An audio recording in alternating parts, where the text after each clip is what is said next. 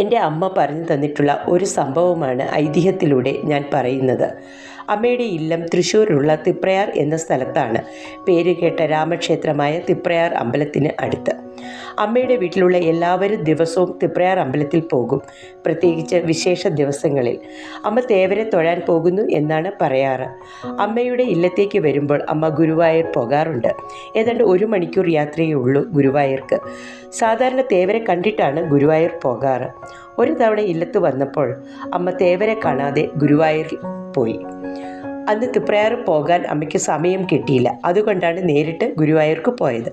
വൈകുന്നേരം തേവരെ കാണാമെന്ന് കരുതി. അങ്ങനെ ഗുരുവായൂരെത്തി ക്യൂ നിന്നു. ഗുരുവായൂരപ്പൻ്റെ മുന്നിലെത്തിയപ്പോൾ അമ്മയ്ക്ക് കൃഷ്ണനെ കാണാൻ കഴിയുന്നില്ല. ഒരുതരം മങ്ങൽ പോലെ, ചെവിയിലാകട്ടെ ചെണ്ട കൊട്ടുന്നത് പോലെ, ആകെ ഒരു അസ്വസ്ഥത. അമ്മയ്ക്ക് അപ്പോൾ ചെവിയിൽ ആരോ പറയുന്നത് പോലെ തോന്നി, എന്നെ കാണാതല്ലേ നീ കൃഷ്ണനെ കാണാൻ വന്നത് എന്ന്. അമ്മയ്ക്ക് കാര്യം മനസ്സിലായി.